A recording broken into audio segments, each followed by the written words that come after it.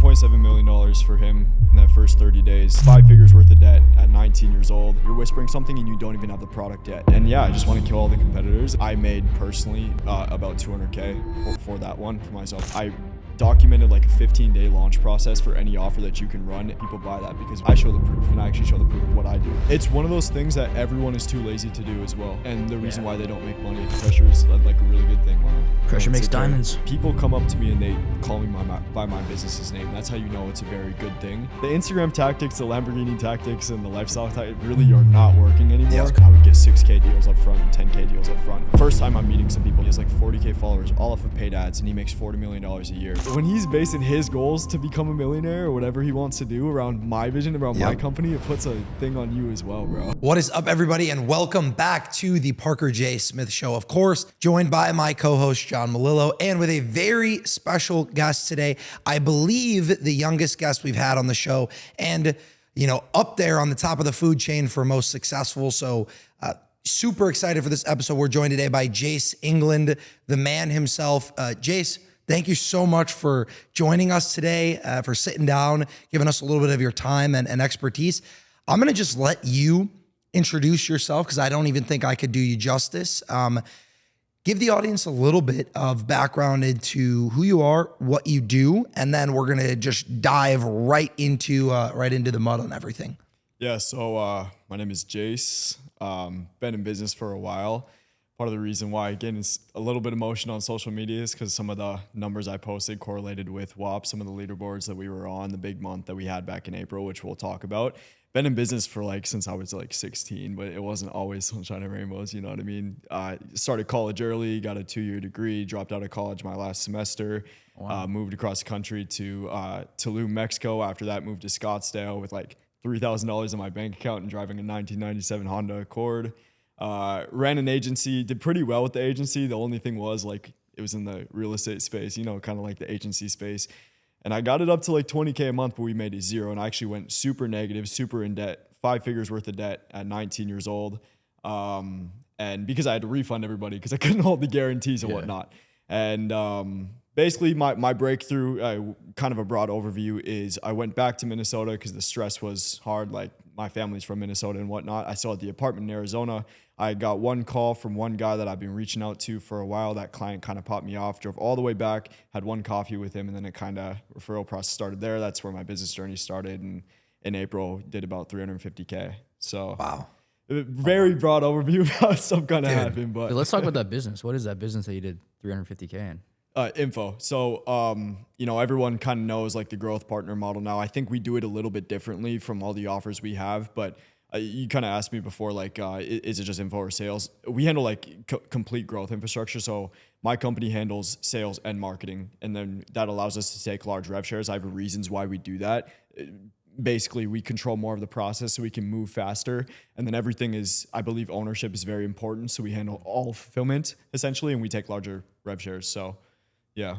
So you are doing sales, marketing, and fulfillment, or no? Fulfillment is weird because it's usually handled by the clients. Yeah, we'll makes help more them sense. out with that. Yeah. Okay, so you maybe help them structure an offer, structure what the fulfillment will look like, but ultimately, they're the expert in X field. Yeah. So they're the one actually doing that. We'll structure the program for it. So let's say it's a very big done for you program, 15K. We'll structure the program for that if they need to create some courses. Sometimes some of my biggest clients already have stuff figured out. Yeah. And we need to schedule out some calls, do a proper program for fulfillment, and then they can handle it. And sometimes we need to go and hire them an assistant and whatnot to handle it further. But most of the important things is we need to be in alignment because most of my clients, it's like a partnership, you know what I mean? And if they're not doing their part, which is fulfillment, then it won't work out. Yeah, of course. I mean, then you're selling hopes and dreams instead of actually selling a service or a product that works. Chargebacks and shit like that. Oh, dude. Were you ever doing a high ticket closer role or a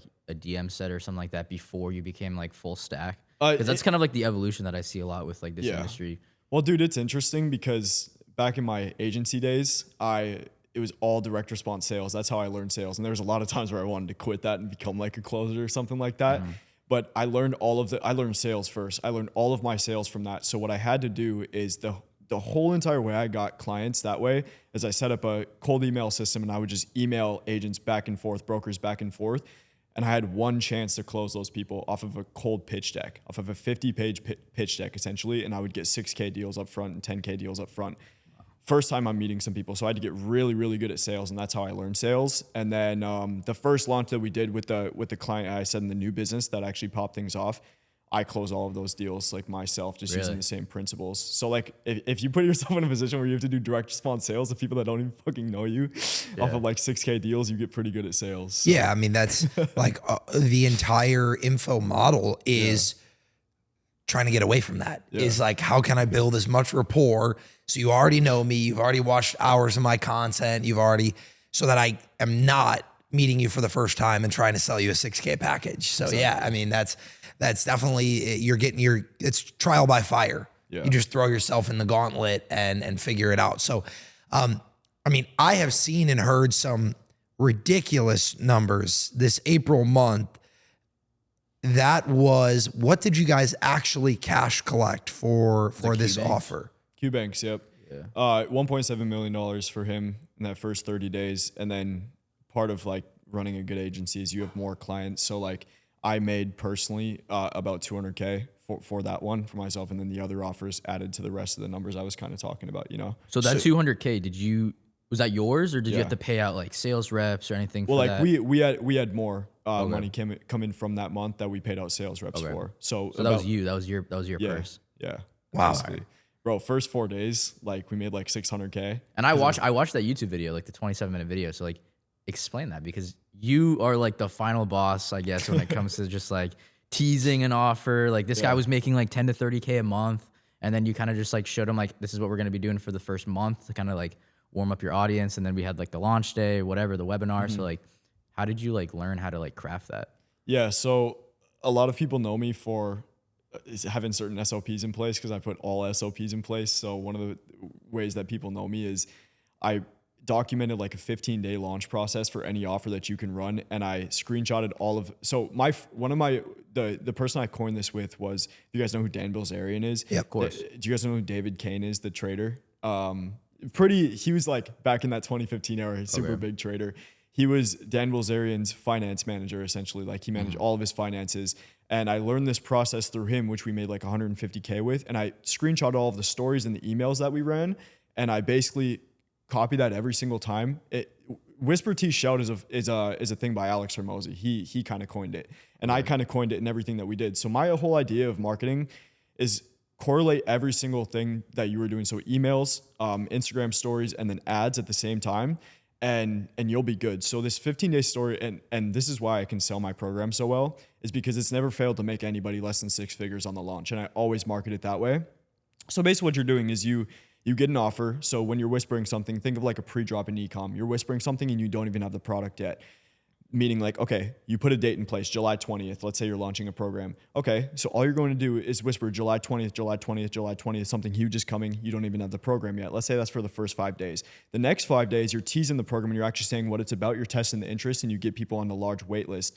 And that's more than like 10 days, let's say. And then on day 14 or 15, when you launch, you're shouting that program, you're using all the urgency. And if you want to look at the perfect example of this, Luke Belmar did this with Capital Club, and he has how many members on the wait list? Like 50, what he was, the most extreme, that's part of what got me in info when I watch how much money he did with that. The most extreme example is he was hyping that up for months and months and months. And on that date, everyone was saying, yo, I'm a Capital Club member, number 199, member 129, 200 plus. And then he shut it down essentially. So that's the whole thing. Q had a bunch of interests. So like, what Q didn't have is he had lack of structure. So everyone a lot of times what will happen is people want to pay for your time, but you don't package it in a way where you actually give it to people. Yeah. So you're actually doing people a disservice essentially. So basically what we did is we launched a very private one-to-one program. It was very high ticket, about 15K. And it filled up in a day, bro, like when we launched it. And then after that, we had to restructure. And we did the Whisper T-Shout for him. We basically had salespeople in place. Don't want to go too fast with it, but we had all these salespeople in place. We were pushing people up on the calendar. Shout out Kishan. Shout out Kishan. Booked like 1,000 to 1,200 calls the first day we were doing it off of the Telegram, teasing the shit out of people. We posted a couple live trading sessions before that. And then Zapier broke, all these things broke, and then we had to get it up right away. I was in Marbella, Spain at the time too, so I was 5 hours ahead. I was so fucking burnt out after that, bro, because I was getting no sleep. And then, first 4 days, we made like $650K. It filled up, and then we had to start selling group coaching for like $7,500. Wow. Yeah. That's just like a sickening amount of demand. I mean, to sell group coaching at 7,500. I mean, if you have the sauce, you have the sauce, man. But like that's crazy. Like we sell a $10,000 program, and it's extremely hands-on. Yeah. You get our time directly. We're actually doing. It's much more done for you. Just for the setup. The setup. Yeah, exactly. So it's very time intensive for us. So similar to that 15K, it's like that fills up very quick, and we can fill that 8 spots, 10 spots, no problem. But you know, we didn't find a high level of success on fulfillment when we went group method. So we ultimately moved away from that. I'm very curious, when you say you're coming in, you're doing full, sales and marketing, you're doing offer structuring, teasing everything.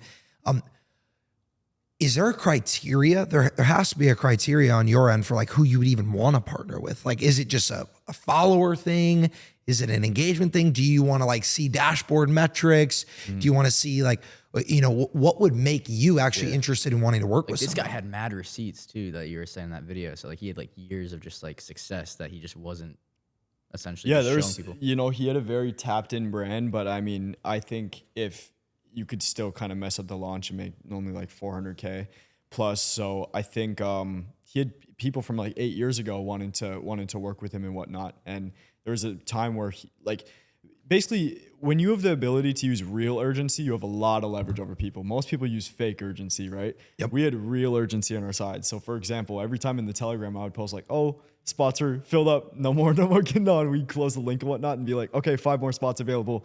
Fill it up again, fill it up again, fill it up again. Yeah, when you have real urgency and you have real proof, for example, most of his leads came from a video of him making and documenting $500,000 in a trade. And he documented the whole entire thing. I mean, why do you guys think TJR makes so much money? You guys know TJR, right? Yeah. I mean, he's posting videos every day of him making, Killjoy. He's posting videos every day of him making the money with trading, right? And he's actually in action, which is one of the biggest things. So like, kind of to your question, there's a lot of guys who seem like they make a lot of money with info that don't make a lot of money with info. So there's a couple of ways to answer that question. I have a couple of clients. So I have this way because I actually sell a licensing program myself for 15K, and I filled that up for about 15 spots. I've sold that even though I have a super micro brand, people buy that because I show the proof, and I actually show the proof of what I do. Same thing if you're a trader and you show the proof, you make a lot of money.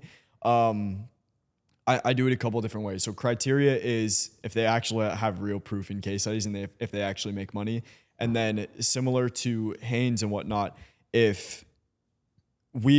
have to set expectations with clients. So for example, a lot of my clients, like they have to keep the traffic coming in because that's their job. Like YouTube is printing for people right now and showing real proof. Like the Instagram tactics, the Lamborghini tactics, and the lifestyle tactics really are not working anymore. It's fucking cooked, bro. Like a lot of these traders make money from their brokers. They don't make money from info or trading.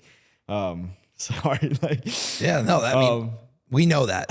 But I've taken on my whole idea of like, I want to run a monopoly on this game. So I have 3 different offers, right? I have a done for you offer. And my whole goal with that is to get 10 clients doing $1 million a month. Because if 10 clients doing $1 million a month, my company is doing $1 million a month based on the percentages that I have.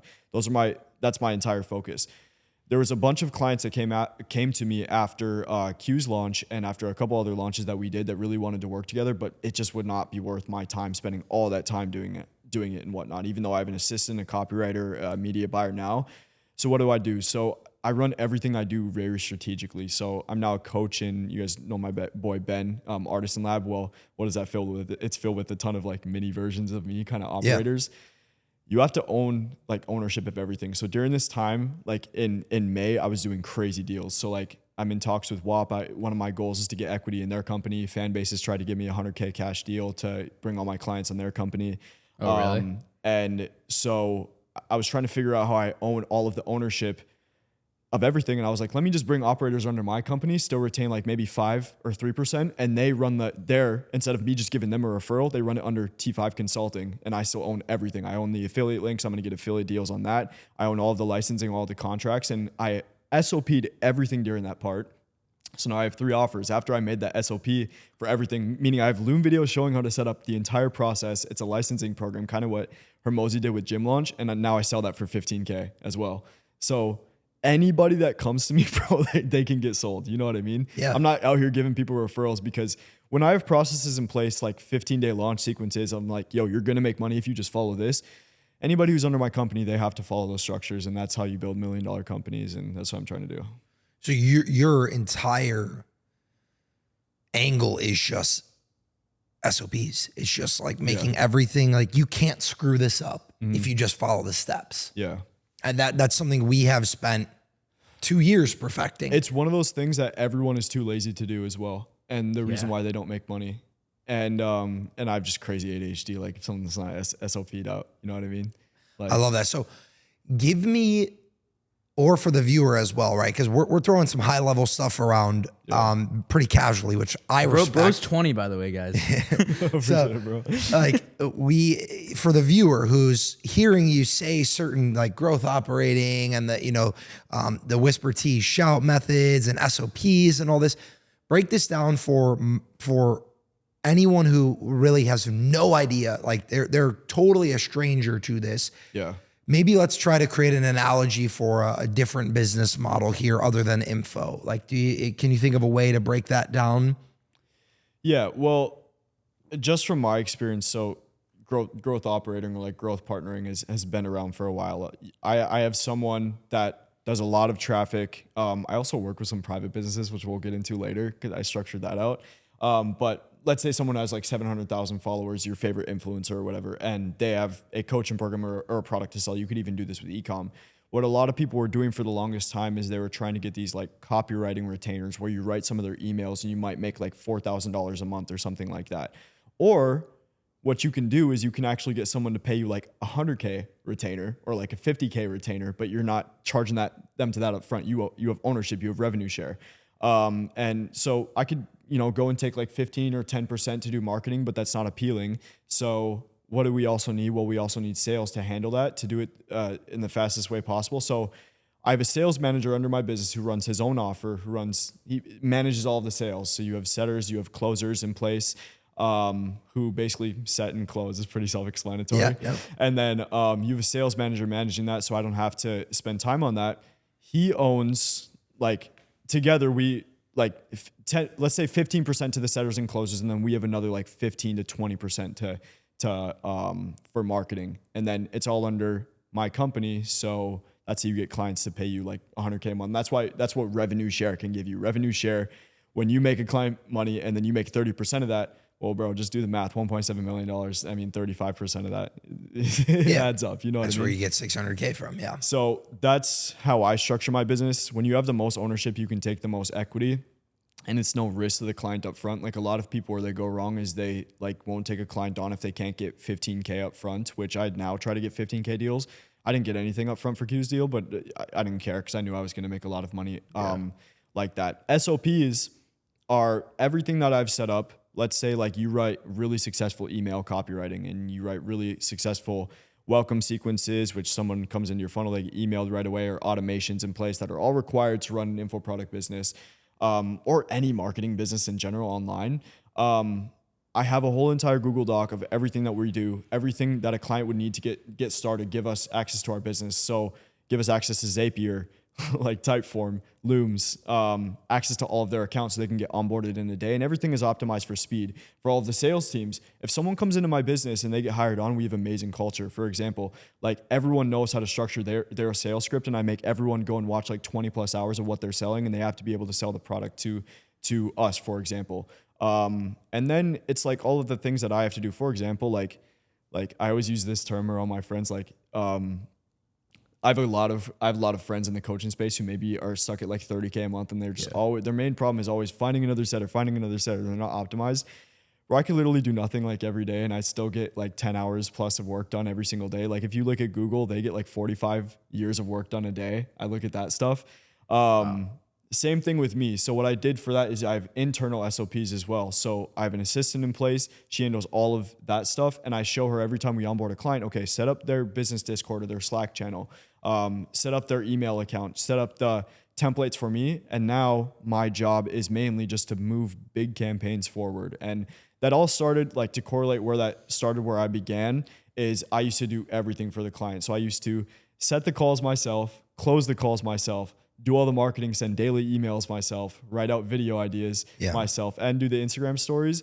And now I just put more people in place to handle that. Yeah, because that's a massive time bottleneck. Yeah. Then it's like, how many clients could you have? 2? Yeah. 3? Exactly. Like, with how much time you need to spend, right? Right now, John and I, because our program that we run, it's a direct partnership program. So we take equity in every company that we work with, right? Like, it's very similar to yours. But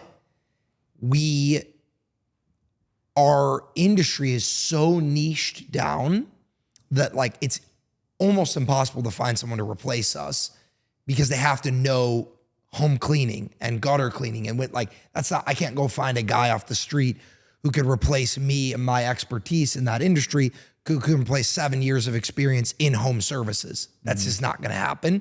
And we run into a massive time bottleneck with that, right? And so we could take eight clients, 9, maybe 10 maximum in a month. So we have to charge up front as well and retain equity on the back end.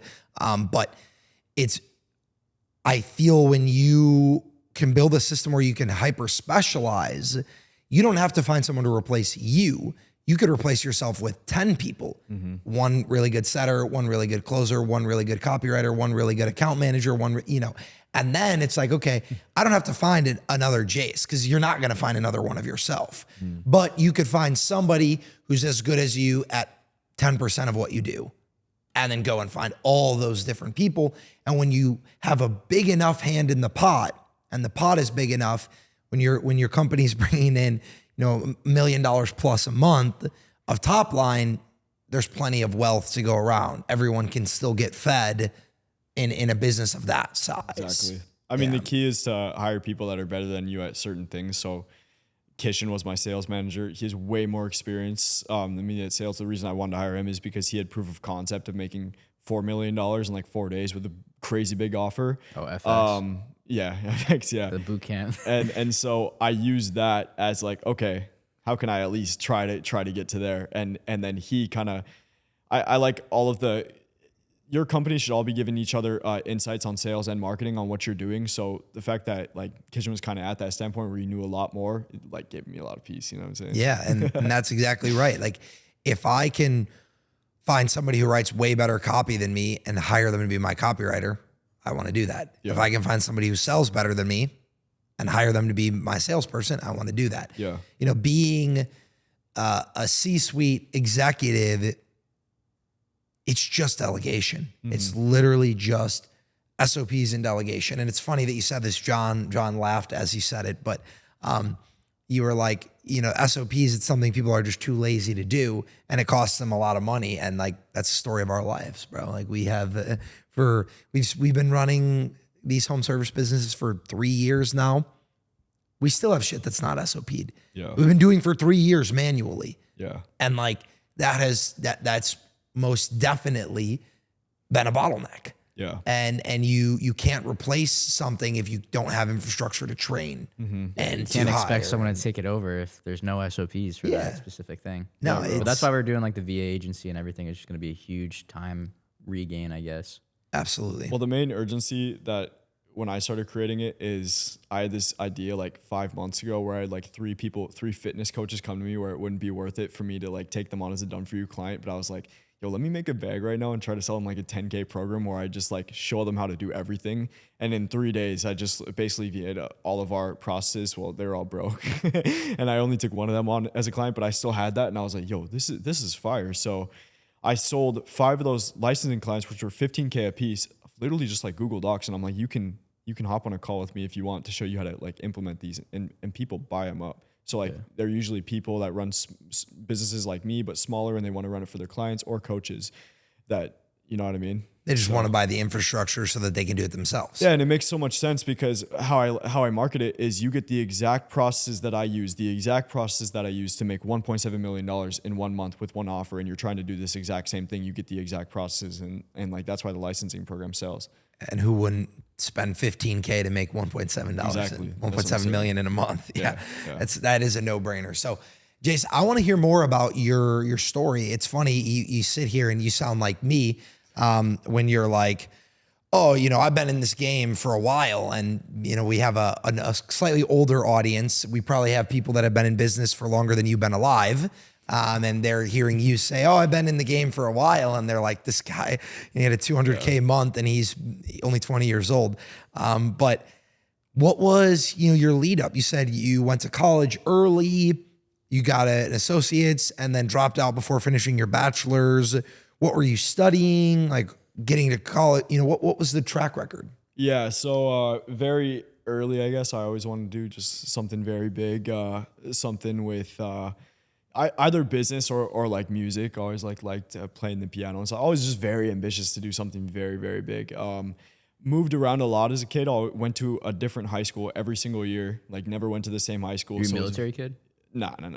Just parents are very spontaneous. You know what I'm saying? So very used to like being alone and stuff like that, and not used to my surroundings, and very used to being uncomfortable, which did very well for me because now like I'll go to, I've flown out to many clients to go and reach out to them, and I'll go and stay in Marbella and just keep extending it. That's another story. But yeah, I always, and then I went to some pretty ghetto high schools, which I always held myself to a very high standard that I was kind of better than that. You know what I mean? Yeah. Like shootings and stuff like that. And so I started college at 16. I did a program called the post-secondary program just because I just wanted to have a sense of accomplishment in my life, bro. You know what I mean? Yeah. Like I wanted to feel accomplished, and did that. And I felt like the man, like from when I was like 16 to 18. At the same time, I was trying to run up a couple of brands, try to get my way into like the entrepreneurship space. And I started a magazine because I always invested everything into myself. The first thing I invested in myself was a camera. I spent $5K, all of my money down to zero on a camera, and I started a magazine. Small story, we don't have to get into it. I basically got a bunch of girls rounded up. I really like CK, like Calvin Klein, stuff like that. Drove out to California, met up with some big TikTokers, and I didn't see it scaling essentially. Yeah. So after that is when I was like, okay, this agency thing seems cool. Went down the Emon rabbit hole and whatnot. And I was still living with my parents, and during that time, it was very uncomfortable because my mom's business somewhat failed. She moved into a smaller apartment. We were very compact, and I got a studio. You guys probably don't even know where I'm from or like what it is, but if you guys have ever heard of like Moorhead, Minnesota, or Fargo, North Dakota. Yeah. I own a cleaning business in Minneapolis. Okay. Yeah. So I have family out in Minnesota. I'm from Chicago, but lived in Wisconsin, lived in Michigan. Yeah. I mean, I'm a Midwest boy, born and raised. Yeah. So I know the area. Yeah. So Fargo, North Dakota, there's some entrepreneurs that come from there. Like that, but not many. It's one of the coldest places in the US, right? Yes. And it's like real. 8 months of winter, bro, and just super depressing. So during that time, I had like a broke down car, and I was renting out a studio for like $500 per month, or no, $1,000 per month. And I was sleeping in there essentially in downtown Fargo, very ghetto, very like ratchet. And I just had my desk in there, and I was doing college at the same time. And all I would do is fucking grind, bro. Like, so I've always been in pretty good shape. During that time of like a year, to like the 2.5 years, I just gained so much stress weight, bro. And there was even a time where like, because when you have so much stress on your back, bro, no one's like kind of holding you forward, and you're seeing everyone else kind of succeed. Yeah, dude, it was very stressful. That's when I got my first taste of like super rejection for entrepreneurship. People just saying fuck you, even though I was like 18. Yeah. But this was 2 years ago. Yeah, 2 years ago. And I was in college during that time. I don't have to get too deep into it. I did a lot of stuff, bro. Like I got a job with America's Got Talent as being a videographer. So I was flying out every single week to go and do a show to a new city. So fucking burnt out, bro. It was insane. And then eventually, like, I got a couple of clients. I moved to Scottsdale, Arizona on a dream, bro. Like I just knew I like had to make it, you know what I mean, with my boy that we moved from Tulum with. And it took me about 6 months to gain that traction. And ever since there, it kind of happened, you know? Wow. So, Did you do anything with like Brez or Pierre or Fredo? Because they were like in Scottsdale. They were around in that time. Scottsdale at the same time. We basically lived in the same building, essentially. Said hi to each other. We only met in Miami. Okay. So we knew of each other and stuff like that. But yeah, Scottsdale was a trip. I lived there for about a year. Basically that whole time was just me in the office. So I wasn't doing anything, just me in my apartment office, wasn't driving around, wasn't doing anything. And then, you know, during the last months that I lived there, I hit like a 70 to 80K a month. And then I basically flew out to Dubai for 2 weeks. And then after that, I was like kind of bored of the US. So let me just fly to Marbella for 2 months, to Marbella, Spain. How was that? And then it was cool. And basically the way that I even got attention on these big guys is the first guy that I met was actually in Arizona. And he was a big trader in the space. We made him like his first bit of money essentially. And he referred me out to a couple of clients. And I teach this thing in Artisan Lab and a lot of other things that I do. It's called like the customized referral approach. And a lot of people don't use this. So I basically took all of the clients that I had and I still use this. Like my setters still use it. It works better than anything. And referrals are the best way to go and get business. So I took that small trader that I had. He had like 100K.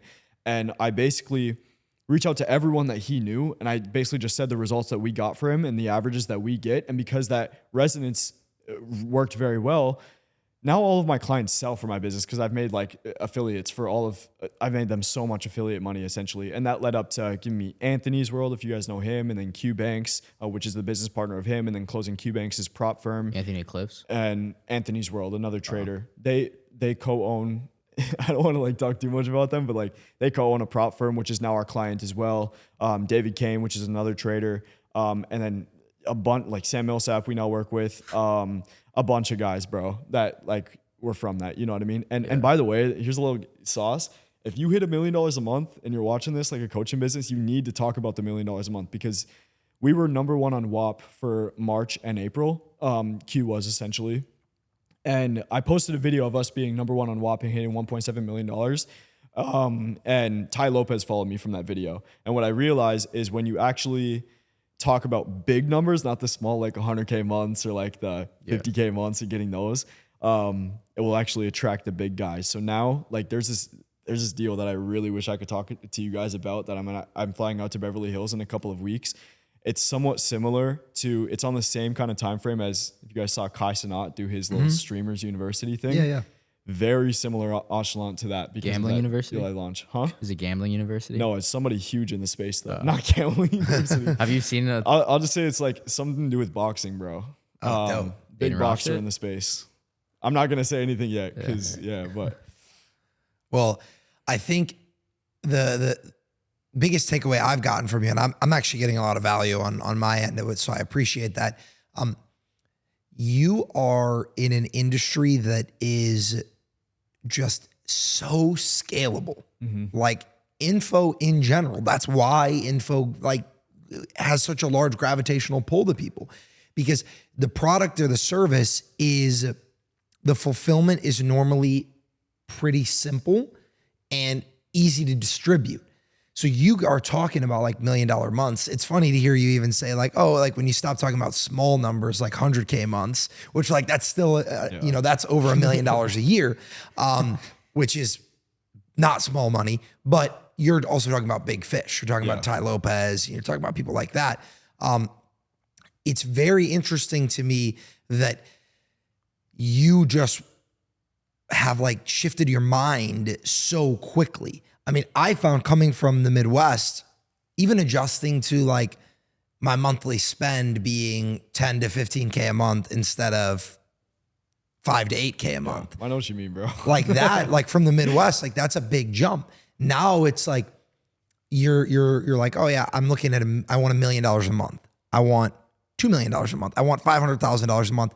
You're coming from a place, Fargo, North Dakota, like, dude, probably the average salary there is, you know, people make 59K. 55K. Like, you know, it's literally like, it's like the cheapest place to live in like the US. Yes, almost. bro. That's what it's so funny to hear how quickly you've just been like, well, now my standard is here. Well, now my standard's here. Now my standard's here. Yeah. And you're just like next level, next level, next level. What is it?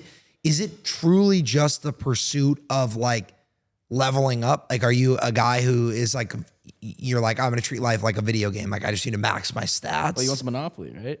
Monopoly? Yeah, you want to monopolize the whole space. I mean, dude, there's a couple of things.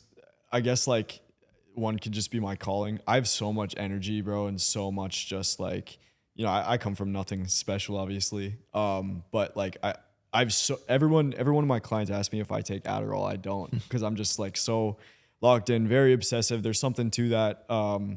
And I also come from a place where people ask me all the time, how did you succeed from Fargo? And people kind of like I even got offended when some of my parents were surprised that I've achieved some of the success, even though I said I was going to for a minute. I'm like, you know, why are you surprised? You know what I mean? And anything I mean, bro, mediocrity just kind of disgusts me, bro. It always has. Like, it always has. And I grew up around people like that, and I never liked it, bro. I hate drugs. I don't drink a lot. I drink wine sometimes. Wine is pretty fire, like cigars, but love it. He's 21, actually, not 20. Yeah. In July, I'm 21. Hey, when this episode airs, he is 21. Perfect. But yeah, bro, mediocrity disgusts me. And then the other thing to that is you'd be surprised at how fast your frame can actually change. So I was watching, you know, guys online for a minute, and I always get super bro, I'm so fucking competitive. Like, my idea of business, bro, is like, if you guys know who Andy Frisella is. Yep. I listen to his podcast, probably one of the only ones I use, and you guys know he's intense. Like, he talks about fucking murdering his competitors and taking them out of the water and then stomping on their fucking necks. Like, I believe in that, bro. Dude, there were some people that came after like me, and they were like, hey, they were trying to compare their like results with us, and I'm like, this guy's nowhere near as skilled as me, and it makes me pretty angry. I just want to kill all the competitors, and it is what it is, bro. Business is a very competitive game. And then the frame change thing, you'd be surprised at how fast you can change. When I went to Marbella, if you guys know what Puerto Banús is, if you go to Marbella, very rich area, yachts everywhere, I mean, Miami can't even compare, bro. Yeah. And you know, there's billionaires pulling up in Ferraris with their girls and whatnot in Marbella, and just like that changed my frame a lot as well. Just thinking about how much money is actually out there. Oh yeah. Like the Cardinal Mason video when he was in where the fuck was he? Just Monaco. Yeah, Monaco. Yeah. He's like, the Monaco money is just like ridiculous. It's ridiculous, bro. And then I just want ultimate freedom. So like, I like have a lot of pressure on my back, but pressure is like a really good thing. Pressure makes diamonds. Take care of the fam. Yeah. So. Yeah, dude. I think it's funny. You strike me as one of those people who you're like, oh, I just want freedom. But then like, you could have the world and you'd be like, I want the moon now. Yeah, dude. It's never going to be. I mean, dude, also, one thing I didn't mention is that, you know, there's probably 60 to 70 salespeople under my company now, like across the offers, and there's like 8 execs now. And when I talk about execs, I'm talking about like sales managers. I guess it's not like a corporation, but like stuff like that. And bro, like one of my best sales managers is 20 as well, and he's one of them. Sometimes like he works more than I do, and he brands himself as my company. So like, when he's basing his goals to become a millionaire or whatever he wants to do around my vision, around my company, it puts a thing on you as well, bro. Totally. You know? So when did you meet Kishan, or not meet him, but like when did you guys get into business together where he's kind of like one of your main guys? Yeah, like 3 months ago when I was even just starting the offer, before I had other sales managers and whatnot. But I was like, yo, Kishan, you got to get with me on this offer. And what did that conversation look like? How did you guys like figure something out to kind of go all in on this? Yeah, I was just like, I need help on the sales side. I want to maximize this offer. I want this to be the absolute breakthrough point. And he was like, bet. And it kind of aligned with him because he was looking for another offer. We talked about like every business has like its shit, you know what I mean? It's bad stuff. Totally. But he was talking to me about how hard this info sales stuff gets sometimes, but also it's every business. And then we made all that money. Now we're rolling. Now we're taking on more clients and stuff like that. So, and you guys have like partnered just essentially like in perpetuity now. Like when you take new clients, he's just your guy. Yeah. So it's just based on the deal essentially. So like, yeah. So we'll get on calls. We'll basically split everything essentially, and then 35%, 40% depends. You know what I mean? And then. So, but everything is still under T5 because gotta retain that ownership, bro. There you go, man. I mean, honestly, I'm envious of your focus on equity from such an early stage, right? John and I, we came to a realization 4 months ago that we were just making money. We weren't building value. And so we shifted our whole frame around equity, ownership. And we lost 2 years on the front end where like we made all this money, right? We made multiple millions of dollars across, all the businesses that we touched and everything. And we're sitting around one day and we're looking and we're like, where is that money? Yeah. Like it's here, it's gone. Like that's how it goes. But equity, ownership, that lasts, that sticks around. That's an exit. That's hiring yourself out of the business. That's a brand. And that is really something worth owning. It's not just like an inflated bank account balance that is always being dwindled down. And the thing with me is like info, the space that I'm in is very unserious. People don't even treat it like a real business, bro. Nope. I know coaches in the space that they're just like, all they have is a setter and all they do is create content and then sleep till 1 p.m. and 2 p.m. And it's just not even a real business. People come up to me and they call me by my business's name. That's how you know it's a very good thing. And bro, Q and all my clients sell for me, bro. Like they tell clients about how the structure goes and they sell for me. And because they loved what we do, but it wouldn't work like that if I was just some freelancer or we didn't move fast. You know what I mean? Yeah. And then, but they also hold you to another standard. So like I treat myself like a real company. They treat us like a real company. They're not just like, oh, he's some freelancer or he's like my assistant, Yeah. They're partner with us. So No, yeah. I mean, you treat yourself seriously and that makes other people treat you seriously. Mm-hmm. And that's where it starts. I mean, the amount of people I talk to don't even have a fucking LLC set up or like it's crazy, bro. Bro. No, they don't even have the basics of like understanding what professionalism is. Like you said, it's a very unserious business, which is, it is what it is, right? The issue is, and it's not necessarily an issue, but it's what creates this conundrum is how low the barrier to entry is, bro. You create 5 viral Instagram reels. Now you've got 20K followers. Now you're a guru. Boom. Put a link in your bio. got many chats set sling an up. offer. Get a DM setter, and you're done. And it's like, I'm a business now. I'm a coach. It's like so trash, bro. It is trash. And those people still can make decent money doing it. And so Not that's for the long term though, bro. no, definitely not. It at that point, it just becomes like either your infrastructure fails because you've scaled too large, or your product doesn't deliver results, and then it's just a matter of time until people get tired. They get buyer's fatigue. Yeah. If you just have a bunch of losing people buying, Dude, there are Doesn't go some anywhere. smaller guys on Instagram. Like I'm talking about, like not everyone knows them, that are like making millions of dollars, way more than some of my clients have, like 500,000, 600,000, a million plus followers, bro. How small? It's what? Like how small are like their following? Like there's this one fitness guy. I think I forget his name. He has like 40K followers, all off of paid ads, and he makes $40 million a year running his online fitness business. There's a lot of guys like that. Is he in Miami? He's like an older guy. He teaches like 40-year-olds and whatnot. But there's a lot of, like Ryan Clogg is one, bro, that's printing with info right now. And he has a very micro audience. I mean, you could even say Jeremy Haynes. He's very micro audience. He's a bad example, but another guy, John Mark Stevenson out here. Yeah, bro. we love John crushing. Mark. Shout out John Mark Stevens. Bro, I hope to have you on here soon. he's fucking killing it right now. He's a beast, bro. And he has like 40K on Instagram. Most of it is from paid, bro. And dude, like 2 months ago, he had like what, 15K on Instagram? Dude, like he's also the literally perfect example, bro, of talking about big numbers. His video that prints for him says how I made $2.7 million. Well, who does he attract, bro? He attracts pretty qualified people. He has a very, very good audience, bro. He cares though. Like that's why he's crushing it right now. And he's like you. He's addic- obsessive. He's addicted to the work. Yep. And we say this like every episode. Like he genuinely enjoys waking up at 5 a.m. and just like attacking the day. Like He's very war. transparent, bro. That's why it works for him. He shows the actual operations of his business. And I've taken on a few guys in his niche.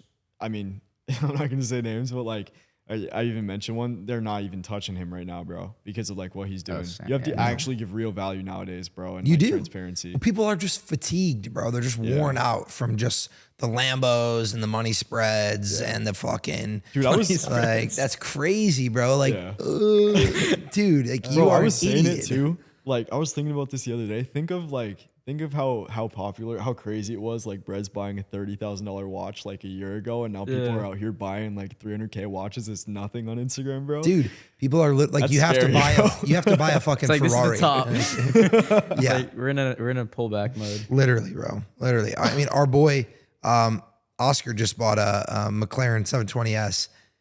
Beautiful car, like full carbon detailing. Like it's sick, and that's not even like a crazy thing anymore. Yeah. It isn't. Like cash. Like Yeah, he's all like, cash. oh, it was like I said this to John when we were walking in, because he was like, yeah, bro, it was like a 300K car. That's what he said, like a 300K car, and like we looked it up and it was like 360, and like bro didn't even like care to mention the extra 60 grand, which like, I mean, that is a whole nother we were car. in Casamigos last night. He's showing us that he just like backed into something. Yeah, he's like, dude, I already scratched the carbon down here. He's like, I've been driving it for 2 days. Yeah, hey, it's crazy, bro. You still go down to Fargo, you drive that. You are God, bro. Like you're driving around there and people are like, who's this Brad Pitt driving right? Who's this billionaire? It's just anything out of Miami is it's crazy. Miami's it's not a real place, man. If you've never been here, it doesn't actually exist. You do not need to come down here. So what's your, like, you wake up, tomorrow's going to be Sunday. Tomorrow's Monday.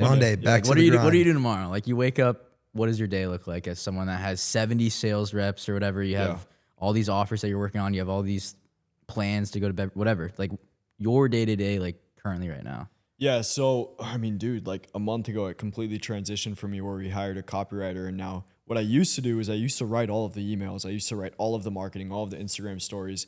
And now this last month, I've been really trying to figure out how to be more of a CEO. And it's been very hard, bro, on how to actually be productive, because naturally I'm a very productive person. So I'll wake up, and what I figured out is Kishan had a conversation with me, because what I was trying to fill out my time was looking at sales notifications, looking at things coming in rather than moving big campaigns forward. So if you're in marketing and you're like big exec role, and you're like the CEO, your main job, you should only be doing like 3 things during the day. And this is very hard for me.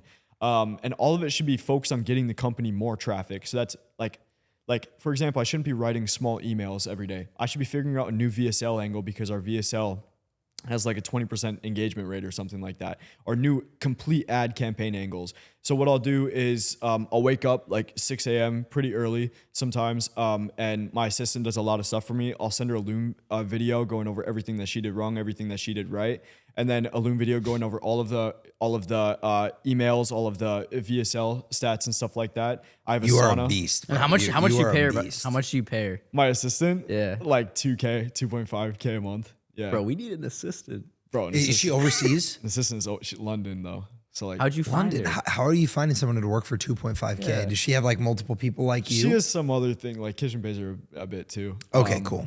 But and then some of my clients pay her as well. So Got it. Okay, so Yeah. she like that's just what comes from you, but she's making probably 6, 8K, something like that. Shout out Kimchi. Kimchi. Kimchi's her name, bro. Beast. Kimchi, you are the crazy. goat. All right, go ahead, continue. But yeah, and then just making sure everything is going out. So I don't touch sales really at all anymore. If something breaks, Kim handles it. If not, I make sure she's in line. But everything still comes down to me at the end of the day. So I communicate with the client with everything, essentially. I'm looking at all metrics. And then a lot of times I'm trying to develop new systems. So especially with AI, like with Poppy AI and stuff like that. If you guys know what Poppy AI I is. see those ads all the fucking time. What? Bro, it basically you can plug in any piece of content and write copy for you, just like that VSL, just like that. So that's copy, not your just company, that. like Not my company, but Okay. I'm trying to gain equity in all these companies essentially. And then, I mean, dude, there's some seasons in my life where my main job is to go and fly out to new clients and stuff like that, and go and fly out for like business dinners and whatnot. But very CEO focused. And then now what I'm trying to do right now is I'm actually trying to scale to 500K per month. So for the longest time, for like 3 months, it was focused on like making sure all the operations are good with my business and make sure it can kind of run without me in a way. And now I can close like 30 done for you clients because it can work like that. I have a structure like that. And then I can close 20 plus done with you clients like next month if I wanted to, and like 20 plus or however many, honestly, unlimited licensing clients if I wanted to. Now I'm trying to get like 8 to 10 setters in my DMs, focus more on my content, and that's kind of how it goes, you know? Dude, I have such a cool audience because, like, bro, it's super niche. I have not a lot of followers, but the amount of people that want to buy my stuff is insane. Yeah. Yeah, dude, we're in a similar playing field, I guess, because we're very niche down. We don't have large audiences, but we have a lot of intent. Like, people just want to buy because in our industry, there's not really other people that do it like we do it. And that's what you have, right? But what you have is your model is sexy, which people love. Our model is not sexy. So it attracts a different, people also love that, but different people. Yeah. We, like, 40-year-olds love ours, 50-year-olds love ours, because it's like, it's an easy way to make an extra $5,000 a month. You don't have to change anything you're currently doing. We do all the systems for you, boom. And that's what these people want. Your model is like, you know, tens of thousands, hundreds of thousands. People have, like, you're attracting more of the new wave internet money, like online business people that are interested in it. So, yeah, I mean, John Mark Stevens, he's talks about it all the time. He's like, you don't need a bigger audience. You need a better product. You need better systems. Better messaging. You need better messaging. Yeah, bro. Like, you know, I mean, it's crazy. I don't want to say fully off mine because a lot of the early stuff was off of John, but dude, I have 12,000 Instagram followers. We've done $2 million of business. Yeah. Like in the info space. In the info space. $2 million with 12,000 followers. YouTube, we have 1,200 subscribers. Yeah. Like, it's all about value. What do you have on TikTok? systems, Like bro. 10K? Yeah, on TikTok, I have like 16K on TikTok. I got across all platforms, I have less than 30K combined. Yeah. And it's our main funnel that's made over $2 million. Bro, do you know how many business coaches have like 1 million followers on like Instagram and don't even know how to use Zapier, bro? It's crazy. It's crazy. I don't know how to use Zapier. We're still trying to. And you know, that's the type of thing for us is like, we're also trying to discern what is a hireable task and what is a you should know how to do it yourself task. Yeah. And ideally, you know how to do everything, but then can also hire out everything, because that's when your time becomes the most valuable. And you know, we found, for example, we used to think content was like a low hanging fruit. Like, we could just batch make all of our content, don't think about it, have it posted on autopilot, worry about more high value tasks. We found like content is the highest value task we can do. Like the content and distribution and shooting and ideating, like that is like one of our highest value things possible. So we actually had to start foregoing other things to focus on content. Do you have a bottleneck with that when it comes to your agency clients here? Like, if they're just not making good enough content or not following what you want them to do, like I imagine the messaging is so hugely important. Yeah, of course we do. Like if they don't keep creating, because this goes into the point where I said people don't treat it like a real business. Yeah. And any other business, you constantly have to have inputs coming in. If you stop marketing an e-com product, it's gonna stop selling. But like a lot of coaches don't see it that way, and so a lot of people will stop creating like, for example, I have one trader that like not a lot of people know about. Shout out Cameron Foos, if you guys know him. He is an older YouTube audience, but because he just posts once a week, bro, we just made him like 200K last week, essentially. Once a week on YouTube. Yeah. Once a week on YouTube. And it's just because he keeps posting.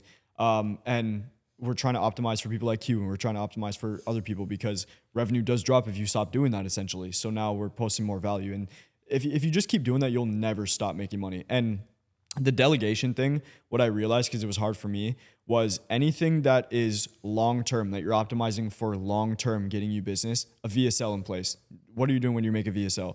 You're optimizing for that to be your long-term funnel. People have had, William Brown had a VSL that was making, like, he made all of his money from one VSL, from one webinar VSL for 2 to 3 years that he was running. Yes, I am going to write that. Like, that's a high leverage thing.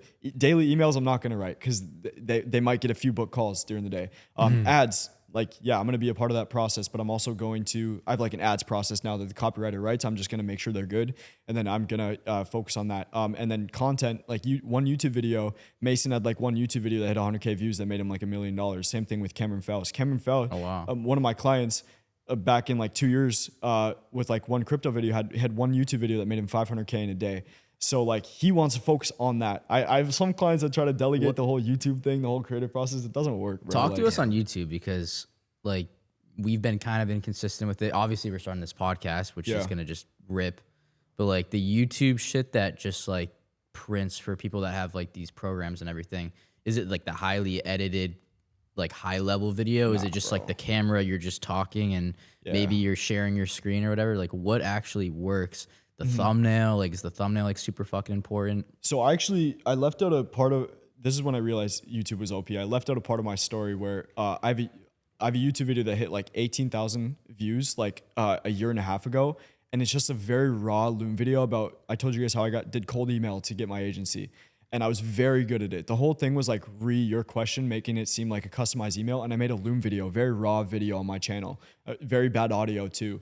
And I had 5 people reach out to me asking to buy the email infrastructure. And I sold a Google Doc for a cold email template for $5,000 to one company. And he just bought it through the DMs. And that's when I realized that was like a year and a half ago when I was broke, bro. And so all of my licensing clients has now come from my micro YouTube videos. So I posted a video of us breaking down Q's entire launch. I just posted a calendar link, had like 10 book calls. I have another one like coming up here later in the day. And all of the people they always say they watch my YouTube videos essentially. And you can also treat it as framing as well. Like send people, like for example, I posted a video how I made 350K. I send everyone that before the book call, make sure you watch this, bro. So they understand. Very good framing. I also send them the WAP video, and then very good framing, bro. Like people love YouTube. Yeah. So just for scripts framing. is huge. Just value, just framing, yeah. And then it's retention. just like most of mine are Loom videos as well. Ryan Clogg is a very good example of that. So And are you scripting these videos, or you're literally just like talking from expertise? yeah, not really scripting them. Yeah. Because like Mason, like his 100K view video that made him $1 million, like he probably had a fucking script, like he had like a high quality editor, good thumbnail. Yeah. But then like I see it on the other side of the token where people just like he yaps, like he could yap on a video. I could shoot a 30-minute YouTube video right now. It'd just be like, all right, tell me everything about sales and home services. I could make a 30-minute YouTube video right now, no preparation. But then like the retention might not be as high, and like if we script it with like better frame, then like he could absolutely crush YouTube. But like we're just trying to figure out like. Well, I think Mason had a bunch of bullet points, and then he had some people edit it, and he knows his offers so well that he can talk about things like that. One of the best VSLs that are working right now that's been working for a while is Ecom Side Hustles, if you guys know him, and Kevin Pack, the Amazon offer. Their whole entire VSL is them showing like a Loom video, breaking down how to set up their Amazon store and how to make money with Amazon. It's been working for them for the longest time. Yeah, he's an OG. Yeah, bro. If you just give authentic value, like people tell me all the time how I give like the craziest value they've ever seen. And that's why it works so well. So it's been working with us, and like, I mean, I don't know how many people are gonna watch this, but like us marketing and our messaging that like this is not a course. Yeah. Prince, bro. Dude, I also feel like you just don't be boring with it. If you're gonna make boring videos kind of like that, don't be boring with it. I don't know about your guys' audience, but like some people record these Loom videos and like, let's say like go high level breakdown. I just can't even listen to them because they're so nerdy, bro. Yeah, for sure. I mean, there's definitely value in making it watchable. Like if you are a super genius, but I can't tolerate to sit on the screen for 5 minutes with you, like it doesn't matter what you have to say because I'm not going to hear it. So yeah, I think for us, we are very keen on understanding like what really matters.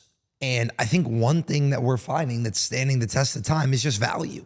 Like if you actually are just an expert and you just provide value, like that works. Yeah.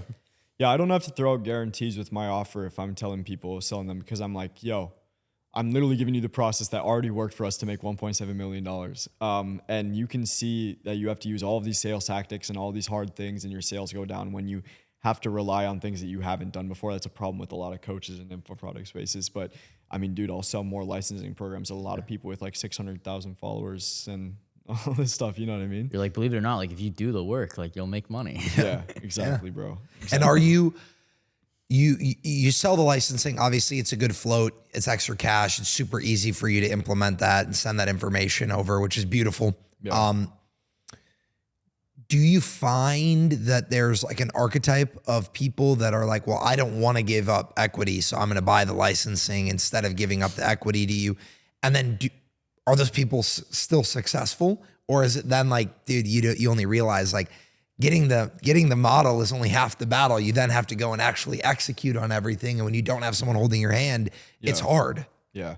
I mean, I need a lot more data when it comes to that because I've only had a couple of coaches buy the licensing program. Most of them have been similar businesses to me, but pretty much everyone who's run a similar business to me had a lot of success with their clients and run their entire back end on the business. So it's more like just creating more offers after that. And for example, one of them it did happen like that where they were a small coaching program. They bought the licensing program. They're like, okay, I actually want you to take equity in this and scale it because it's hard. Yeah, I can totally. We did the same thing with our home service businesses, right? We used to sell like, hey, if you just want the sauce and you want to go do it on your own, here you go. And people would buy it and they'd be like, this shit is this is actually harder than it looks. Yeah, and it's like it's hard because you haven't done it before. Mm-hmm. Once you've done it 10, 100, 200. I mean, I talk with people all the time who are like, are you sure that this is going to work with our business? And I'm like, I have done this 375 times. Yeah. Exactly what you're asking me if it's going to work. Mm-hmm. Yes, it's going to work. Yeah. I've done it 375 times. Like it is, and only very, very mildly have we even tweaked anything. Mm-hmm. Like it just works. You just have to replicate it. But you have to be willing to do the work. You have to be willing to follow instructions. Mm-hmm. And you have to have the discipline to see it out, to give it enough time to actually unfold and manifest in the way that it's planned to, because the timeline is a little bit different for everyone. And that's really it. Mm-hmm. Of course. Yeah. It's called the law of averages, actually. So I think me saying every time somebody uses the launch strategy, they make an average of nobody makes less than over 100K in the first 30 days of launching. It's very powerful and it just destroys that frame right away. Yeah. Essentially. Well, I mean, yeah, you're like, hey, it's 15K and nobody makes less than 100K. Yeah. Okay. Exactly. Sign me up. If somebody ever did, they did something wrong. Yeah. Or they're just like, they need to do certain things before they do it. Yeah. Like can't have fun. Yeah, they didn't follow me. They didn't do what I said. Yeah. Yeah. No, I mean, and we see very similar, like smaller numbers because the industry is different. But, like anyone who comes in and does what we say makes 20K over the first 2 months that they're live. Like you won't make less than that if you just follow the framework because it works. Now, obviously there's people that come in and don't follow the framework and then it doesn't work and then they're upset. And like, that's like, of course. Yeah. So I want to go to some of your like kind of experience that you've gathered, right? You've lived a lot of life in the last few years and you're very well served for it. Do you think that your kind of struggle and strife with finding your purpose and your exact vision and making money and all that, was that something that actually propelled you forward? Like I know a lot of people say that it's very easy to be like, oh, of course, if you don't struggle and you don't understand the value, whatever. But do you genuinely believe that like going through that difficulty has served you well? Or if you could go back, would you just be like, nah, I wish I started 2 years earlier on this exact path? And I believe everything happens for a reason and at the right time, especially if you're like actually seeking it and you're aware. Unless you're like very unaware of what's happening, you're lost in the sauce. I've never been lost in the sauce. I've always been very aware of what's like going on, and there's a faith component to that as well. But like early stages, I just knew what I wanted. I wanted to be like fucking Jay Alvarez. If you guys know Jay Alvarez, He's an OG. Early Jay Alvarez, bro. 2016, the Hawaii tapes. That's what I wanted to be like. But I also like, I wanted to be building something crazy because I honestly like part of it. We all have these little underlying things that really motivate us. I just wanted people to see me as fucking sophisticated and smart and like impress my parents and shit. Which you are sophisticated and smart, and well, I'm impressed. I'm not your parent, but yeah. Blaze is crazy. It's just true, bro.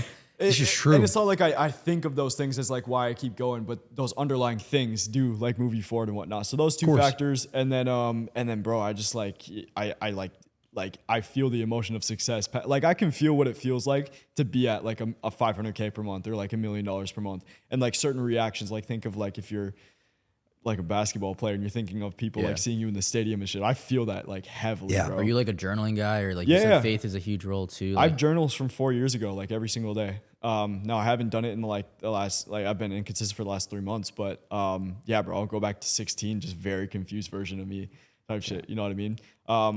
But yeah, also like yeah, dude, I also believe in God, talk to him a lot. And yeah, it's like, life is crazy, bro. Dude, it absolutely is. And I think, you know, your perception of it is spot on. There's one of my like formative moments, I think, when I realized like, okay, I'm not going to be like other people. It sounds arrogant, but it's just like accurate. I dropped out of school to go and try to play professional soccer. I got an opportunity to play. My entire life, I had been a backup. Like I was just always on a sick team, but I was the second choice. I was a goalkeeper. So high school, sick academy team. Our starter, Roman Salentano was his name. He's goalkeeper of the year in the MLS. Fucking beast, like unbelievable goalkeeper. Unbelievable guy too. Roman, if you watch this episode, I love you. I miss you. But backup. Went to college, went to a good Division I school. You know, we won our conference. We went to NCAA tournament, all this. Backed up a guy who later went on to play professionally. Like I was always a second choice. Got an opportunity to go and try to go pro. Walked away that day, like got a phone call that day, was like, all right, called my counselor, dropped out, called my dad, I'm going to go. I left everything behind. I showed up at this trial. I was on trial there for 2 weeks. They said, okay, we're still not sure if we're going to sign you yet. We're going to extend you. Extended me for 2 more weeks, extended me for 2 more weeks. We are 1 week away from the start of preseason. And coach calls me into the office and he says, we're not going to sign you. He's like, you did well. We like you. We think you could be a pro player, but not at this club. You know, we're not going to sign you. We're going to hold out for someone else. This is like overseas? No, this was in Wisconsin. Oh. When I was playing for Ford Madison or prior. And Madison. Yeah. And so he basically, he's like, yeah, we're not going to sign you. We think you're going to be a good pro player, but not for our club. And, you know, we appreciate you being here, but we're going to cut you. We're going to let you go. And I was sitting in the office with him, 20 years old. And I'm looking across the table from him. And I said, Coach, I don't really have anywhere else to go. So I'll see you tomorrow. And that was it. Like I had nowhere else to go. I dropped out of school. I didn't have a place anymore. I'd moved all my shit out. I'm like, I don't have another option but to get signed to this team. So I'll be back tomorrow. And I showed up every day for another 2 weeks. And on the last day of preseason, they offered me a contract. I ended up signing. I ended up then having a pro career, making my pro debut, winning a man of the match. That was that moment for me where I was just like, no, I'm not going to fail. I don't have another option but to sit here and just figure it out. And like that moment, along with a couple other moments that I had after retiring where like I hit a wall. I was driving DoorDash, bro, like trying to pay rent. My girlfriend at the time, not even fiance, I was living in her apartment. She was paying rent. She was buying the groceries. Like, yeah. I mean, dude, I had nothing. Like I literally had nothing. And I was driving DoorDash trying to figure out what I was going to do next. And I enrolled to go back to online school at WGU, Western Governors. And I did 3 classes in 3 days. Like I literally did 3 entire college courses in 3 days. And I was like, what am I doing, bro? Like this is not what my life is meant to be. And then he saw a guru on TikTok. And I saw this fucking guy on TikTok. Bro. Yes. This guy. Saw him on TikTok and another crazy story. I get on a call with him. I already know him. I get on a call with him. He's selling a program. At this time, it's $2,600. Yeah. And I'm like, dude, I do not have $2,600 to my name. Mentor me. Show me how to start a home service business. I'll give you 50% of my company. I valued my entire business at $5,200. I sold that company for $300,000 like 15 months later. Crazy. Bro. Like literally back against the fucking wall. Like, tell me what I said though. And he was like, no, I'm not doing that. You got to pay. You got to pay to play. And he was like, if I take equity from you, if I take 50% right now, first of all, you'll never grow this company because you have a 50% burden on you. Second of all, you won't have invested the money and like you won't really be bought into it. And so again, I took a loan from my girlfriend to start this business. We grew it. I sold it for $300K, has since started 200, 350 more locations. Like we have a franchise of over 30 locations now. Crazy. I've literally done millions and millions of dollars, probably 8 figures in total home service revenue, which is insane. But all started 2.5 years. 2.5 years ago. Like just being in the same spot as you, just being like, I have nothing, which means I have nothing to lose. It's the most freedom, bro. There is something beautiful about it. Totally different example, but on our last podcast episode, we were talking about Togi and how he's like, oh yeah, gambling doesn't feel the same right now because now I'm actually rich. Like now I actually have money. Like he's like, I used to gamble like to survive, bro. Like it was like I had no other choice. Like I need to win. I need to figure this out. Yeah. There is something beautiful about fighting from the bottom, bro. Like. Dude. I think the most freedom I had, bro, that I felt was when I was driving to Arizona and I could only afford 1 month of rent and with everything I owned in my car, bro. Like that 24-hour trip, I was fucking just blasting house music the whole way there. Yeah. Feeling something. And then, dude, business just kind of changed me in a way as well. Like that urgency definitely changed me. I used to think like I was a very like emotional person, didn't have urgency. It's not the case, bro. Like I'm very front forward thinking. I realized that business made me realize that. And yeah, bro, just change your character for sure. It brings out who you really are. I think is the greatest thing. Adversity, struggle, change brings out who you are. Dude, I'm very glad I used to be very broke, bro. Like it makes me really appreciate certain things. Like, dude, I had a girl come and visit me. I recently started dating and whatnot, and there was 2 nights where I got like a 50-foot yacht just for the both of us, just for 2 of us, bro. And I was like, damn, that's crazy. Like, and see, you know, it hits different, bro. It does. It does. Are you, so we know that you bought a new watch. Are you going to share what you bought or anything in details of the pricing? This won't be out for a few weeks, several weeks. So more, bro. Yeah. I'll just say, starts with a P, bro. It's a Patek. There you go. That's all I'll say, bro. Beauty. Yeah. But well, by now, if you're watching this, you've probably already seen, he's probably already posted it. But how long have you been wanting to get this watch for? Dude, I think it's more of the case of like, I look at way too many and I'll probably just get dissatisfied by 1, but I've had this out of like 5 on my vision board for a minute. This would be your first watch? First watch. Yeah. Yeah. Quite the first watch. Quite the first watch. Could have bought a house, but could have bought a house in Fargo, probably. For sure, bro. In cash. In cash. Could have bought a commercial. Not the down payment. He could have bought a whole restaurant in Fargo for that. So, dude, that's super, super exciting. I want to talk about your advice, man, right? You're 20 years old. You're crushing it. It seems like you've got a very clear vision for the future. These are all things that are just not only uncommon, but I would say are unheard of for people your age. Your 16-year-old self is watching this and they're like, I want to make it. I have it in me. I know that I'm a winner, who I am. How do they bring that out? Would you recommend like move across the country and put your last pennies into it, you know, like, or would you say there were smaller things that you did that made bigger difference? Like how could someone manifest this life that you've created for yourself? Yeah, dude, there's so many things, right? So like, don't go into anything if you don't see a 10-year vision in it. And like, if you're not planning to be in there for 10 years, if you're not planning to not make money in there for like 5 years plus, don't go into it. I don't want to scale T5 just for a year. And then, you know what I mean? I want to scale it for 10 plus years. And the other thing too, is what a lot of people don't talk about, is one of the benefits that actually being successful and having a business gives you is actually childlike curiosity. So bro, if you live in Fargo or you live in the Midwest or one of these places that are just so depressing, where there's nothing there, there's snow, there's no sun, everyone just looks beat down all the time, bro. I remember my father like working construction straight up and just being miserable all the time. And then they treat that like that's how life is supposed to be, which if I had kids, pretty selfish, you know?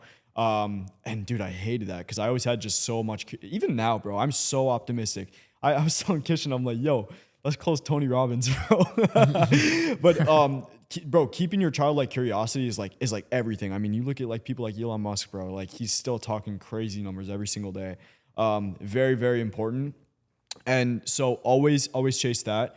And you know, when I started even just reaching out, like, don't put limits on yourself, bro. The first person that I was living with for a year, he told me to be careful about some of the big people that I was reaching out to because you might get a bad name. If I would have done that, I wouldn't have ever done like the numbers that I did. And then, you know, a lot of very successful people are alone for a large part of their life. Bro, for a large part of my life, I thought I was just like antisocial, but I think I was kind of being separated a little bit to figure out all of my stuff. And I did figure out because of all that isolated period. So take a very big advantage of your alone time because it won't be part of that forever. And then it's a lot of things, bro, you know?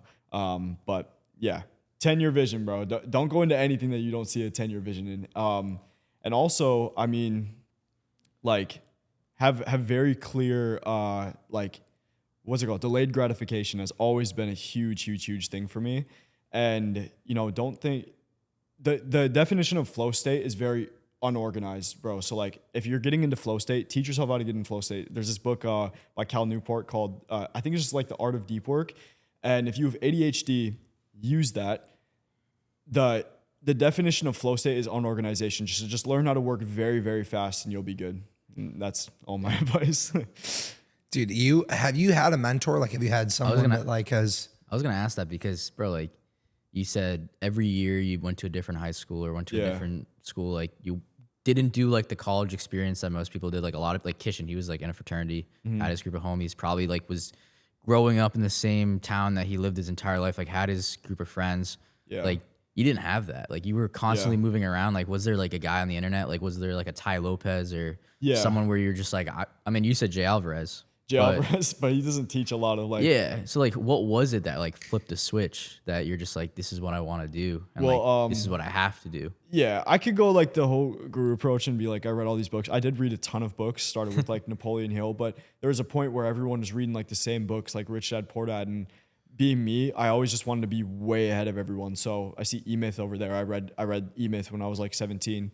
And that book talks very advanced topics that I had to read like 3 times about how to read structure. And then I learned how to learn things. So like learning about the brain is so interesting, bro, because I always wonder why I remembered certain things and other things I didn't remember. And so I learned how to read books super fast on like 2x speed. So I used to fucking I don't like to talk about it a lot, but I used to like drive DoorDash as well and like do like the food delivery. I used to just read ebooks all the time. And then I think the most times I learned something all the time was when I got very angry at like you know, my parents or like teachers that never taught me certain things like taxes. I used to carry this book around around the airports when I used to travel called How to Pay Zero Taxes. It's like a 2,000-page book, just absolutely huge. And I did that out of like anger of other people that had like certain mentors or like certain parents that taught them these things. Cause bro, nobody taught me anything. I taught my parents how to do taxes, bro. You know what I mean? And then it's always been envious of like the person ahead of me. So like there's always somebody ahead of you. There's always a bigger fish, and staying super humbled. When I made that 300K or however much we made, I like lost my concept of money a little bit, and I got like pretty burnt out a little bit, and I had to re-humble myself and get back in that zone. And now we're chilling. Like we can make 500K. We chilling. Like we're back in it. You read the Timothy Ferriss book, 5-Hour Work Week, I think is what it's called. Yeah, 5-Hour Work Week. I don't think that's relevant anymore, to be honest. I read a lot of Napoleon Hill. I read certain books like there's one called Fire on how to like train your brain to work a lot of my stuff is how to learn how to work very fast and mastering your focus. Cause a lot of us like high performing like entrepreneurs, I say most of us, bro, have like thoughts going all over the place all the time. And bro, I used to get so angry at just not being able to focus on certain things, like so angry, bro, to the point where like, it was just so frustrating. And then there's also this crazy book. It's like, oh dude, I'd have to look it up, but it talks about the certain entrepreneur you're in, certain like sort of like a personality type. And there's certain people that are natural networkers, and that's what they're good at. And there's natural builders and creative people. I wish I remembered what that book was called. You know who the author was? Dude, no, it's in my book library somewhere. But Luke Belmar talked about this book being crazy. I think I know what you're talking about. You know what I'm talking about? Yeah. I think I have it. I haven't read it though. Like I was in a phase where I just bought a bunch of books and just like never fucking read them. That. And then dude, just the only nonfiction that's fake, right? Yeah. Or is it fiction? Fiction's fake. Fiction is fake. the only fiction book that like I've really read and that's the most relevant to any man pursuing anything is The Alchemist, bro. Paulo Coelho or whatever. The Alchemist talks about how like he was a shepherd, kind of just, and he had a bunch of things come his way, a bunch of girls, a bunch of distractions. He was like going and chasing his desert, his like treasure, and the whole book teaches that the whole entire point is just the journey, bro. Like where you're going on. That book is crazy. Like, have you ever read a book called Man's Search for Meaning?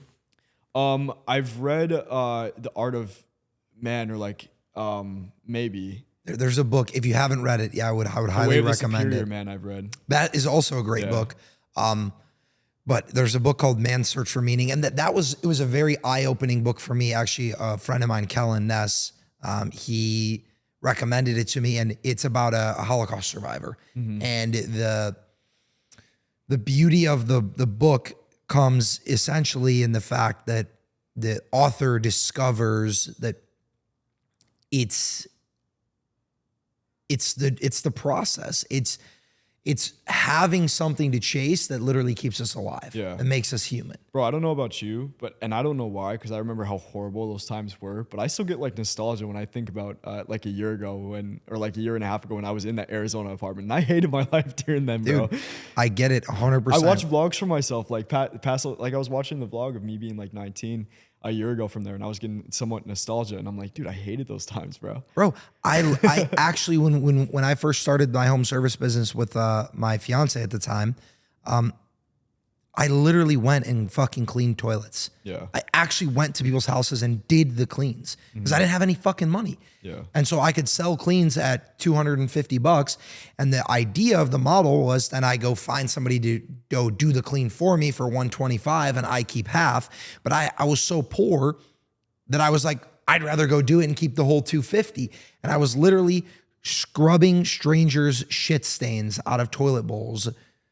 Making his wife go too. My wife was working full time, and then I would after Civil work make her come and join. Bro, like shout out the wife. That's some good I love you more than anything in this whole world. There is like I still have nostalgia for those days, bro. I have nostalgia for like the first 10K month. It's a weird thing, bro. And that feeling of like we were in an apartment in the middle of nowhere in Wisconsin, like 30 minutes outside of Madison, which is already not a big city. Like it's, it's a medium-sized city, and we were 30 minutes outside of there, right? And I'm like, it was nothing, bro. It was me and her. And I was in that office, locked away 14 hours a day, or I was scrubbing toilets. Yeah. And he didn't even tell you, he round tripped like $1 million in Bro, 2021. 2 years earlier, I made $1 million and I lost it all in the same year. Dude, in crypto. Insane. Is that what you guys mean by round trip? I thought you meant like flights, stuff like that. Well, in the internet money, like crypto space, if you round trip, it's like round trip is like make it and lose it all in a short period of time. So it's new, like bro. a flight, right? Like I'm in Chicago, I fly to LA, and now I'm back in Chicago. Yeah. Crazy, Right. bro. So I mean, yeah, we literally made like Turned 1.1 million, turned like 20K into 1.1 million, and then back into 20K in like 9 months. Insane, bro. So, I mean, I had a taste of, I literally had like a private little party with my wife, and she like had like a cupcake that said like 1 million on it. And we had like a little like, oh, I hit $1 million net worth, and I lost it 3 months later. Yeah, bro. All of crazy. it. All of it, bro. So, I mean, I've done it. Like I've been up, I've been down. There, bro, that have like 20K left and they still like frame themselves as a millionaire. Yeah. I'm not going to get into countless, that, bro. Countless. All right. First of all, we're going to need the book recommendation list. We'll put it in the description of the video. I want, because I'm very curious to read some of these, and I'm sure there's some that I haven't read. Kind of last two topics that I want to touch on here. First thing is, do you feel a saturation in the info space? Do you feel a saturation in the growth operating space? Like, I mean, I know something I was actually keen on trying at one point in time. I found my niche. I found, where I'm supposed to be, and I'm not going to get distracted from that at this point. But do you feel the saturation with, like we said, how many just like shitty, unserious info people and even unserious, shitty operators and growth operators there are? I mean, I feel like it's like everything, and that's not just something I'm telling myself. I knew when this had all the traction in the world, like I think it was a year ago, like 2024, 2023, that everyone would die off just as quick. So not that it's not saturated right now, like every business is, but I have a lot of people that were working with huge guys, and they try to get on calls with me to be my sales manager for my offers. And now we're taking over those offers. We just closed a huge trader in the space, more followers than Q actually, that like a year ago, like there was people, their sales manager was trying to reach out to me and use that as leverage against us. And now we just close them because we're more skilled and we do more things. So it's more of just a skill issue at the end of the day. And also, yeah. That's my favorite phrase right now is skill issue. That's why it's so funny that you said that. Even if my wife like fucking like drops something in the kitchen, I'm like, that's a skill issue. Yeah. And dude, also like sales and marketing applies to every market. So like I told you, we now work with a 9-figure prop firm using the same sales teams and marketing systems. And we own equity in that business as well, like a private company. So, and they're going to IPO at some point as well. So I've taken those same things and moved it to like private companies as well. So if you ever have, it's two things that if you ever have sales and marketing, you can move it to any business essentially, trying to build a lot of wealth. I mean, even some of my clients run these huge e-com things. I'm not even getting golden object syndrome or whatever, shiny object syndrome, but I'm like, dude, like I could get somebody to, fucking like run that e-com agency. They just run it themselves. But on the info side, no, will always be good. Like people like Q, you can never get from an outbound message. You'd always have to get from a referral from a bigger guy outside of that. And now I'll always have clients because Q knows more people. And then you can scale anybody with paid ads as well. So you want to find those people with consistency, and who knows, maybe like 6 months from now Ty will be one of our clients, and then Ty knows everyone. So yeah, it's like just reciprocal, So question for you, not a matter of if, but a matter of when. When do you, Jace England, think that you're going to be a billionaire? Because I know that you know that you're going to be a billionaire. Billionaire is crazy. Yeah. The B. I mean, you have to actually own like an acquisition company. But we technically do. Yeah, that's what I'm saying. It's very hard to tell because some days I'm still even looking at like, gee, bro, I still don't know. Do you want a billion? Bro. Huh? Do you want to be a billionaire? I mean, I want everything. Yeah. Like, because you have the archetype. You are the billionaire archetype. Yeah. Appreciate it, bro. Yeah. Appreciate it. Dude, I don't know, like 21. No, I'm just kidding. Crazy. I love that. Dude, it's so hard to tell for real because the growth just happens so fast. Like that month just happened in April, So yeah. Yeah, I mean, you could be, you could get Ty Lopez in 6 months. You could get Ty Lopez in 2 years. That's what I'm saying. Yeah. And gotta optimize for fast though, bro. Like I like to do things extremely fast. Like we could be working with Hermosi in like a year. You know what I'm saying? Crazy. But love it. But my idea is like if you just do everything right, like I don't know how old you guys are, but my idea of it is like I've been around people like parents, people in my hometown, stuff like that have their 30s were horrible and their 40s were horrible because their 20s went horrible. I'm really trying to just set myself up in the 20s. The 30s can be amazing, bro. Like you can, the older ages can be so amazing. Yeah, if bro. You set yourself up. You know what I mean? And I mean, that's wealth for me, but also, yeah, I want nice things as well. I think, dude, right now I'm really just trying to enjoy the moment. Like I moved into, I now live on the 82nd floor in Panorama. Right? You said? Yeah. Panorama and crazy view. Like check out my story. You'll see the view every single morning. I just did those crazy things, like spent like 20K in the last 2 weeks, and it's very hard to stay, unmotivated. We were talking about nostalgia, but like it's very hard to stay in the moment, bro. So that's what I'm kind of trying to do as well while scaling it. So yeah. Did you pay for Artisan Lab or did you just like? Yeah, I did. I split pay it, bro. I love it. I love it. Dude. He got you on that WAP. DMs. He got you on that WAP split. Yeah. Well, another reason why I'm such a good entrepreneur is because every single time I've went into a coaching program, I've always been their easiest customer ever. I never gave objections. Like I literally Ben didn't even have to have a call with me. I closed in the DMs, bro. Yeah. And all the other coaching programs I did, I just said, yo, I'm going to buy this. And I want that happening for me. I like to move fast. I think moving fast, another piece of advice, is the biggest skill you can ever have in business. Like money loves speed. There's a reason why that quote exists. So yeah. You are wise beyond your years. You're wise beyond my years. Appreciate it. I have gotten an insane amount of value from this, and I consider myself to be someone pretty successful and on a path to being, even more successful as well. So, dude, I honestly, the only last question that I have, and I ask pretty much all of our guests this, is, we talked about your advice for a 16-year-old version of yourself. Great. What about for the audience member who isn't 16, isn't 20? Maybe they're 50. They're like my years of learning a whole brand new, skill and system, and they're out of touch with social media. They're out of touch. They're not going to become a growth operator, right? Mm-hmm. How can that person just maybe improve their life by 1%?